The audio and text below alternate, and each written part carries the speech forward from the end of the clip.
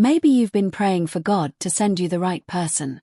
You've prayed for marriage, a healthy relationship, a better career, a peaceful home, and a future you can be proud of.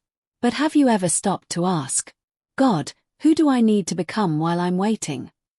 Because sometimes we're so focused on what we're asking God to bring into our lives that we forget He may be working on the person who will receive it.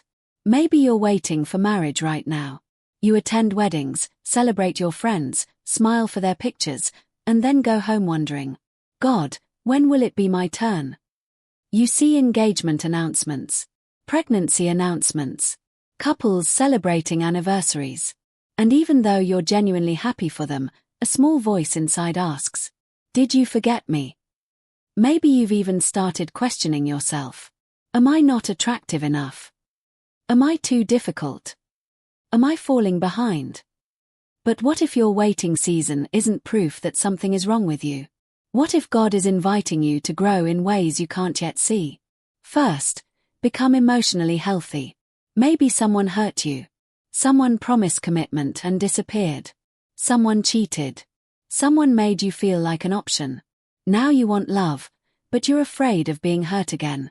So you build walls. You become suspicious. You push people away before they can disappoint you. But Proverbs 4 verse 23 tells us to guard our hearts.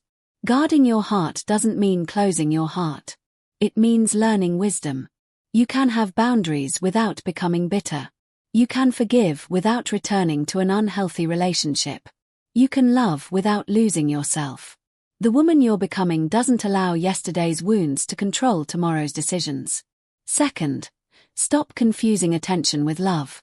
Someone can text you every morning, compliment you, and make you feel special, and still not have the character to build a healthy relationship with you.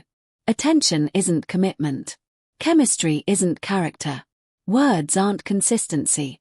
So stop asking only, does he like me? Start asking, is he honest? Does he respect me? Do his actions match his words? How does he treat people when nobody is watching?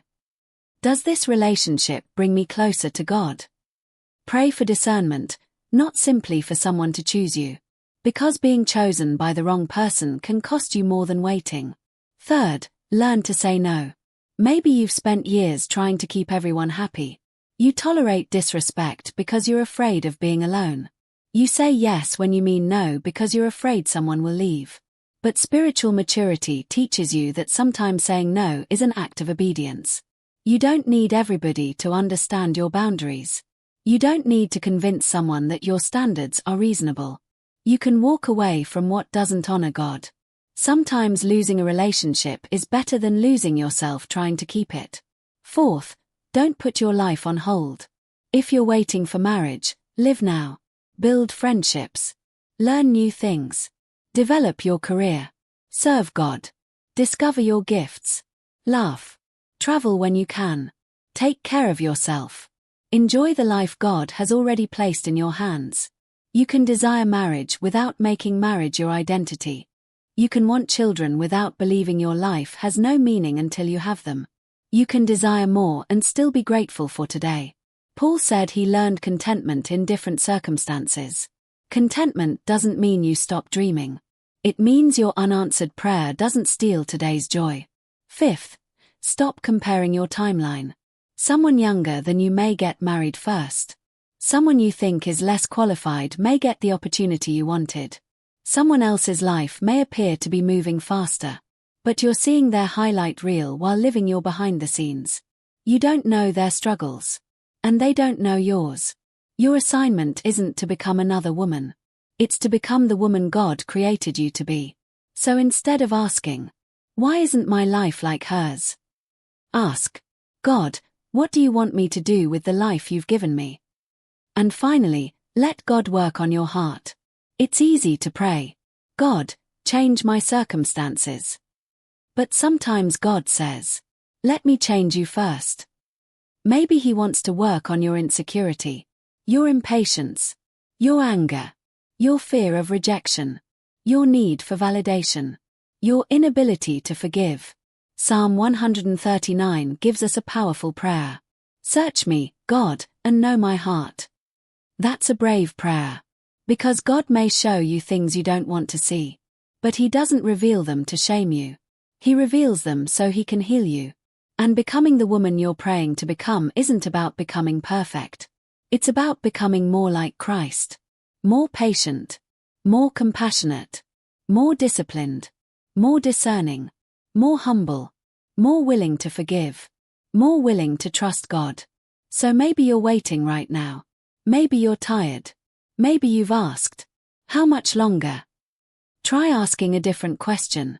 Who am I becoming while I wait? Because the woman you're praying to become isn't somewhere in the future. She's being formed today. She's being formed every time you choose wisdom over impulse. Every time you walk away from what isn't healthy. Every time you stop comparing. Every time you forgive. Every time you establish a boundary. Every time you trust God instead of trying to control everything. Every faithful decision is shaping her. So don't despise your current season. You don't have to know exactly what tomorrow holds. You simply need to trust the God who holds it. And perhaps one day you'll look back and realize, while you were praying for God to change your circumstances, He was changing you. So keep growing. Keep healing. Keep praying. Keep becoming. And don't spend your whole life waiting to become the woman you're praying to become. Start becoming her today. If this message spoke to you, write "I am becoming her" in the comments. And share this with a woman who needs the reminder that her waiting season is not a wasted season.